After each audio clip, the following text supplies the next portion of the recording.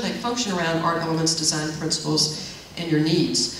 So one of my mottos is form follows function, then beautify.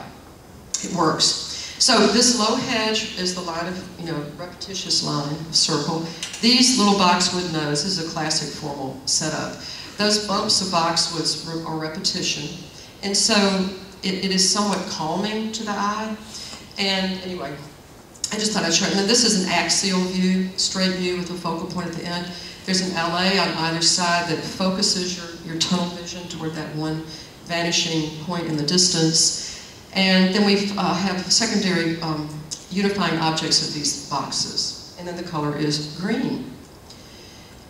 I'm going to talk just shortly about the perimeter, because the perimeter is sort of a multifunctional space. Remember, it's the one where you go outside with a glass of water, have a book or read. The perimeter can be many, many things. We call these multi-purpose perimeters, especially on smaller homes. And you can have a swimming pool tucked close to the house, a kitchen garden like this one.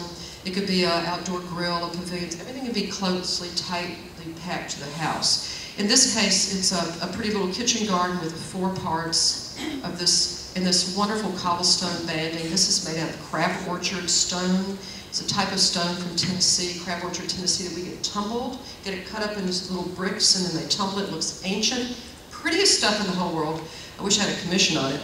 And then this is another design trick. See how this wall saddles down like that? Nothing is, I think, more visually jarring than a straight wall and then a low thing, because we needed a small perimeter fence and a little dog. So by doing this little simple saddle, I think that's done in about 5 feet, you can make it look more graceful, and then it shakes hand with the lands, which is a design technique. Thought y'all would like to know that. The smallest garden I've ever done is 8 by 8 feet. 8 feet wide, 8 feet, tall. And so here it is, and so when you choose the elements to go into this little teeny-weeny thing, you are very, this was right after it was built, so you have to be very careful with scale, because only one chair would fit, 2 boxwoods, a tiny tippy-toe tray, just like, 10 pieces of bluestone, they're 18 by 24, opiopogon ground cover, a narrow attenuated pot, one, by the way, balances on either side. And then this was just a straight wall that was 8 feet tall, because it's a sun pocket, it's outside the master bath. For privacy, they did that. We decided to put an arch here to help the focalization along, so it looked more interesting. It was framed on the wall, because the wall was too tall. It wasn't human-sized in many ways, and this is a very small space, so that framing was important. And then we used a wonderful textural shell stone around the back of it, and then actually had the wall distressed, so it would look like this. I think it also rained before the picture, but believe it or not, it really does pretty much look like that. You can do about anything, and if you had to do, all you had in your retirement or your early balcony garden environment was an 8 by 8 square foot space. Do you all, what the Vitruvian Man looks like, the Leonardo da Vinci that does like this? Right? That basically is 8 by 8. And so you can do yoga, Pilates, you can, ride your bicycle, you can do about anything in that space. So lobby for those. And if you have to learn how to design and you want to just lay an 8 by 8 foot square out on the ground with grits, put a chair in it, and you start visualizing how things can work around you. And I have a lot of people ask me how to do small meditative gardens, and an 8 by 8 foot square is usually one of the best ways to start with a meditation garden, because then you put a hedge around it, and then you create a space. You see how you layer this to make it work for you. One of the funniest phone calls I ever had in my life was about 10:30 at night, and the phone rang, and this girl said, "Oh, I didn't mean to catch you so late at night." I said, "That's okay, I always work, I'm always up." She said, "This is like a 911 call." And I said, "Really?" She said, "I've really got a problem." I said, "Well, 911, what is the nature of your emergency?" She said, "Well, I've got a daughter who's going to be getting married, and I really want to have a big garden for her, and I live in California. Would you be interested in working with me?" And I'm like, "You betcha. I'd love to come work with you in California." And so what she wanted was to be able to have a garden where her daughter could get married or have big parties somewhere in the future. And they had a swimming pool way back at the back, and this was all just a big mess. It didn't look pretty at all. But what she wanted was to be able to put a big tent up on a great lawn. And then she could have a party. So right there, you know the program for your client is don't put a big tree in the middle of the lawn, right? Because you never get to put the tent up. And she threw something else on it. She said, you know, my daughter's going to get married here. She's 11 right now. and so when she's 22, I really want to make sure this is pretty. So I thought, well, that's master planning at its very best. And the best part about it is I was doing a book signing, I don't know, somewhere recently, and this cute girl bopped up and she said, I was just at Mallory's wedding in California. I said, you're kidding. Is she 22? She said, yes, she's now married, and she got married there. So anyway, and now a pretty way you can do these, I call this a great rug. This is a great lawn, but it's also a great rug. See the shape of this? It's on paper, it looks really pretty, and it looks pretty in reality too. And then they have this, these are a little bit too tall. I think they need the gardener to carve out on that. But the idea is that this is a pretty picture to look at all the time, not just for parties. Don't design your gardens just for one party. It needs to be a lifetime. Now let's talk about the secrets of layers. This is, okay, so you've got this pretty place. You already know you've got a mind, body, and spirit going on. But how do you map it? How do you know how to not put your big tree on top of the septic tank or the power line underground, or maybe it's in the wrong place, it's going to shade you in the summer when you want to have sun coming in. There are all kinds of things you have to think about when you're designing. So I call it the raw built and the living. This is me. I'm about 22, 25 feet up in the air on this little ledge, pondering my drawings. These are the rudder, this is the rudder that sails my boat when I go to see a client. Got these big sails. And then we figure out how to make it work, and it all sort of comes together. And this is what it looked like next. So I'm going to go back. That, me standing there, is right here, up there. And all of these blocks are cut, they're huge. We did a sustainable wall where it was all big granite blocks that were 12 feet long, 5 feet wide, 6 feet thick.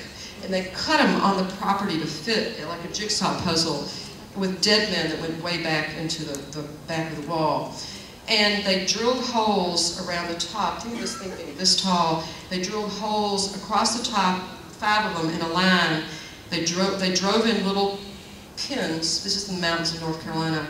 They tapped on those pins, and that rock would and broke. That's about a sustainable technique. He said, just like the Egyptians, ain't it? It was.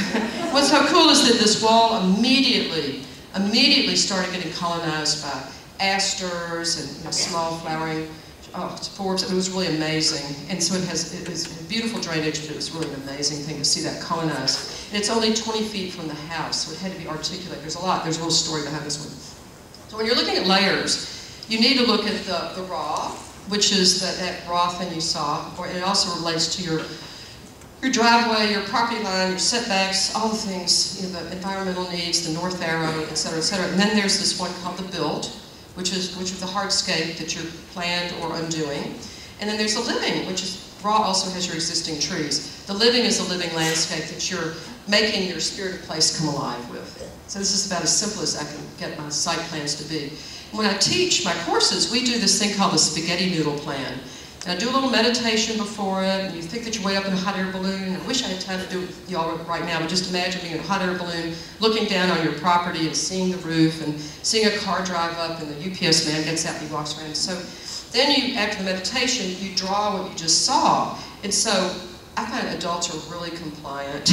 And they will draw these things, and they end up looking great. I mean, they look like this. It may not look like anything to you. Only a mother would love this. But you really get the idea. You don't have to have it all engineered or even a survey to start doing a master plan for yourself. Just think of that spaghetti noodle plan, the being up way up in the high sky, or get an aerial photograph from Google to look at.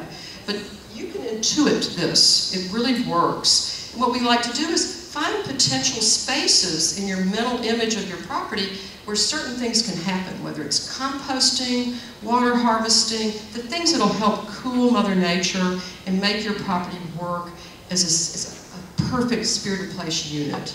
That's the challenge for you all, is to start adding these things. Oops, wonder what happened. Oh, you just have to imagine. It will happen And so the way that these work as base sheets is that you have a house and a driveway and buffer zones. These are all things that landscape architects learn and landscape designers learn, and homeowners can learn too, is how to graphically illustrate your intention or your potentials and constraints. And then you sort of overlay your wonderful things. This is the same drawing. It's a little off the page. And then I like to number all the different things that are going on and write them down. See all those numbers? Look at all that stuff that's just illustrated by this little bitty parking court, because I've got to design those details. And then you have to choose the sustainable materials or choose not to use them. And be careful about what you're doing. And it's really a great academic exercise, and your property will just love you for this. Then when you layer on the plants, see my numbers again? I start numbering places. I call fountain garden with wild planting. I mean, if you name a space on your grounds, adopt it. Name it something. It could be my dappled shade maple tree with the big roots that pop out of the ground. But it immediately makes you think of what plants would go. It's a place all of a sudden. So adopt them, make them names, make them pets. There's a whole lot to that. Because as you discover, you'll be creating, and then you'll be transforming your property into the utopia of your dreams. So now we're going to go into the last of the 3 bits of my promise to you today, is to discover the 8 key components. Now, it's all about the agenda. This is the A in place, P-L-I-C-E. And this is a candy box, because this is based on the therapeutically sort of known pieces of a landscape that will help you have like the perfect life and the perfect activities way into your elder days. They're listed right here. I'm not going to read them to you because they just happen to spell lifelong. Here we go. Live with the web of life, integrate social spaces, facilitate access, energy and action, live with passive places. Remember that 8x8 space I told you about? Organize stress-free places, need horticultural therapy, and get a healthy house. Healthy houses are hard to get, by the way. This is covered in my current book, a new book that just came out. And the first one is how to connect with the web of life. How many of y'all have heard the term web of life before? Thank you for being so honest. I think about a third of you raised your hands, maybe a half. That is how, I just saw a quote by Ted Turner as I was going through the airport in Atlanta, and it was something to the tune of, whatever we do, there's an opposite effect of man. You know, whatever man does to the land, there's an opposite thing that happens to the land that then domino effects to the next person, the next person, the next person.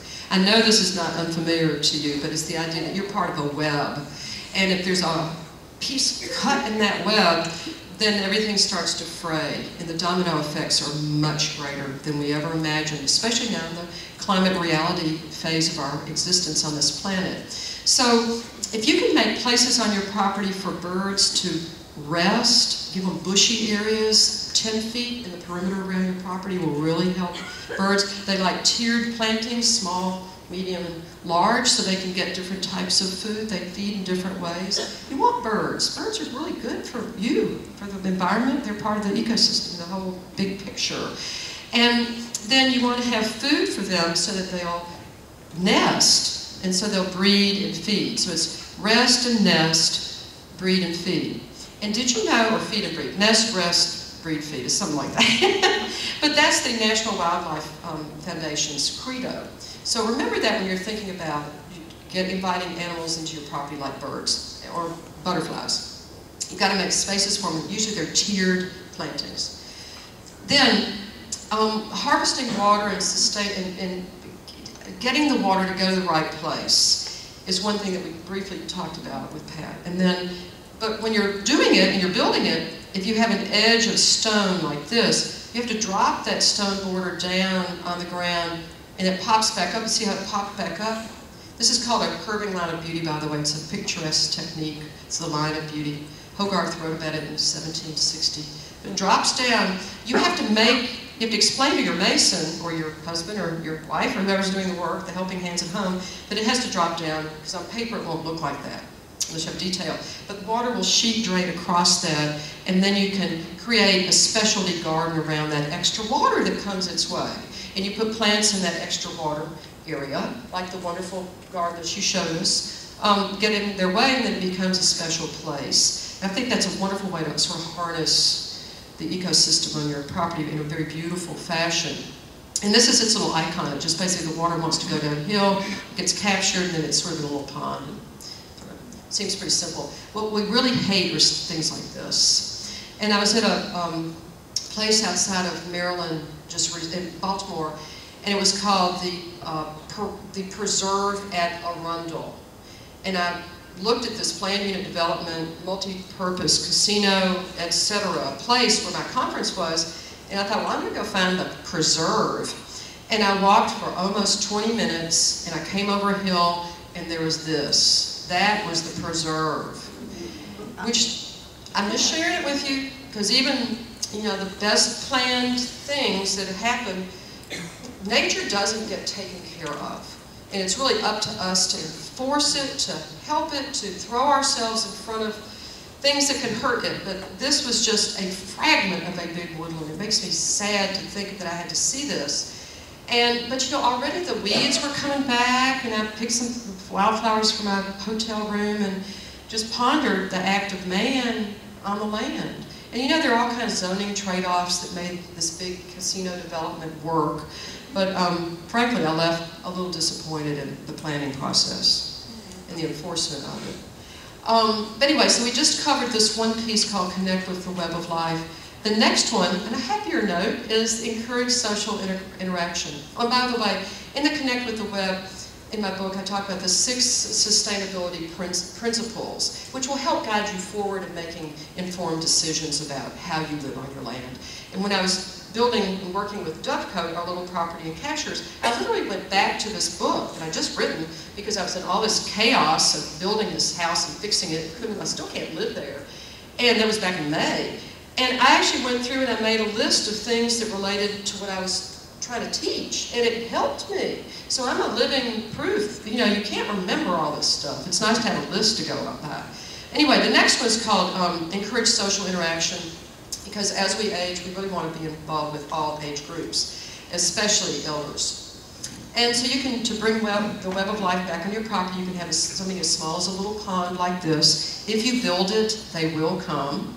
We have 4 or 5 different types of frogs that just came because we built this little pond, and those polka-dotted salamanders too. I love them. And then, you know, this simple pavilion is made of completely sustainable materials. These columns were harvested on the property. The benches are twigs. This is taking it kind of, you know, to the excess, but it's pretty, and it fits with this really precious environment.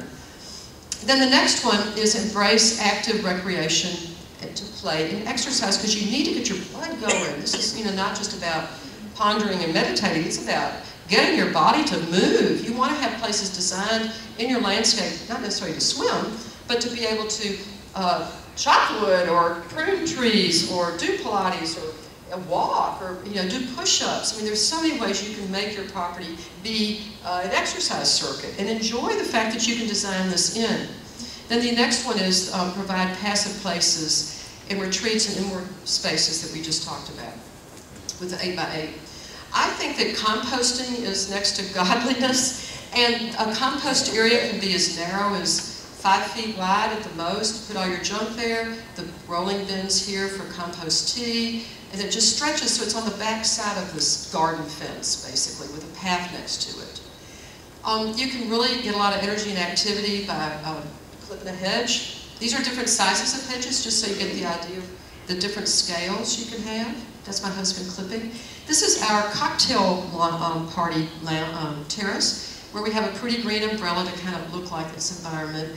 And it's just this little flat place we created over the septic field. So that would be a passive place, a place to sit. Then the next one would be number 5, freedom of access. Paths and walkways. We really, especially if you have a family member who has Alzheimer's, you really want to always make sure you have those circular walks on your property.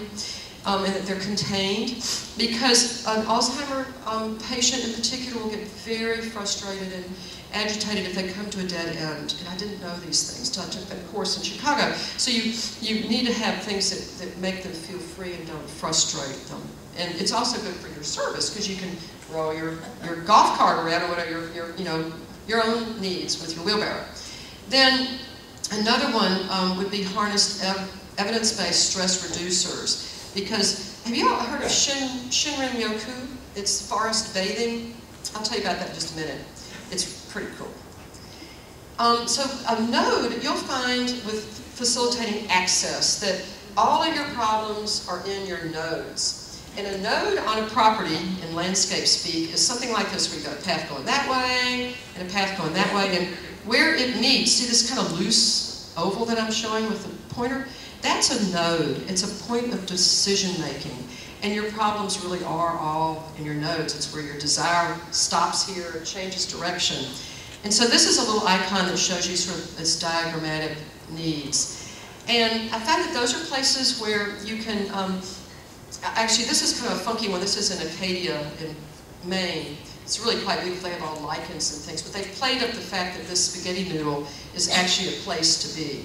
But, and so don't be afraid to have odd angles, but make them pretty and know that they do function. And there are a lot of ways you can fix that in design that's way beyond the scope of this class, this lecture. Pathways, I personally like the stepping stones set in grass. This is one of my mountain projects because it absorbs water. You have a place to walk to keep your feet dry, and it's using local native materials. And form follows function. This is just wide enough for a golf cart, so I can get my 92-year-old stepfather up to the garden pavilion. It's built for him. Now, when you're organizing stress-free spaces and trying to activate your senses, you basically look at your 5 senses. This is where you start making lists of the things that you really want in your garden. This is where the plants truly do come in, because they can take you out of the misery you might be in just by the fragrance of a rose. This is a memory peg, and it's a therapeutic principle. And if you have ever smelled tea olive, how many of y'all have fragrance of tea olive? We know what that is. Okay, let me tell you what a memory peg I had, and I told this last night, Bob and Pat. I said, you know, I walked out the front door of the guest cottage, and I felt the presence of the big willow oak in front of me, and the other willow oak over here, and I suddenly remembered being on other campuses. That somehow willow oak and college campuses triggered this memory peg me. It smelled right, it felt right, and it was different than anything else I'd ever experienced before, but that's what a memory peg is. It takes you back to something you experienced once upon a time. Whenever you smell tea olives, it does the same thing. Or, for me, it does. I didn't grow up with them, so it takes me to Charleston. But when I smell roses, now see this rose in particular, I'm transported straight to the garden at Manningley in England, and I can absolutely smell that rose when I look at that picture. And so as you age, these things really help you connect back with being a human and having a groundedness in your life. So if you can imbue your garden with memory pegs around that circular path that you're creating, I mean, this is not enforced, but it's a great way for you to put celebrations of your life around so you'll feel whole and part of being human.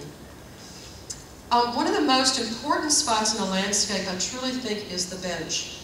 And if you can embed a bench in things you touch, it's all around you, you're kind of cradled by it. Your cortisol level, which is the stress hormone for fight or flight, plummets after about, I think it's less than 30 seconds of sitting in something like this, and deep breathe with it, it plummets lower. And if you can reduce your cortisol level, I don't know if y'all know what that is, but it's your stress hormone. It's your fight or flight hormone. If you're always in a stressed condition in today's life, 99% of us always are. I know I am. I have to work against it to bring my cortisol down. It's hard on your organs, and you age quicker, you can get cancers, you can get sicker. So the more you can enjoy something like that, that's pretty, it's outside, you get vitamin D, and you can reduce your cortisol, that's very therapeutic. And I recommend and hope that each of you will embrace the fact that that really truly works. Now, what is Shinrin-yoku? This is a Japanese principle of going to forest bathe. And for 20 years, the Japanese National Forest, not Society, but the National Forestry Service, has encouraged people in Japan to get out into the sacred forests of Japan and to walk through them and encourage them to go there, because their forests happen to have these compounds that are produced by evergreen trees with high resin contents that smell, you know, like redwoods, or smell like, I mean, there's so many different types that they have. And you all have experienced being probably in a pine forest and you smelled the aroma. Okay, that, I did not know, has been proven to activate your killer cells if you have cancer or some kind of horrible malady, immune deficient malady. Those fragrances, that aromatherapy that people went to the sacred forest to pray, to get enlightenment, they're actually getting treated by the trees.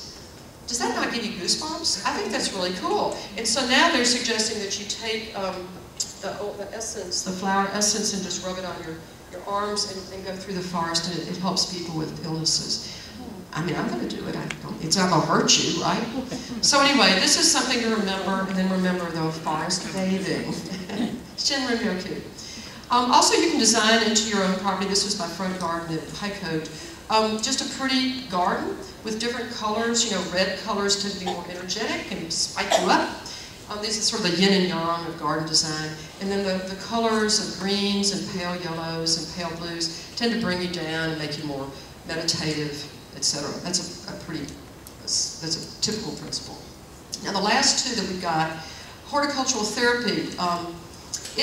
You need to garden for nutrition, mobility, and flexibility. Because if you can just, you know, simply get down, do this, lean over and do that, I mean, it's just so good for you to move your body and make yourself do these outdoor tasks. You can grow your own food, be healthier, and it keeps you mobile. You know, our hips and joints don't always work real well if we sit at the table all the time at the computer.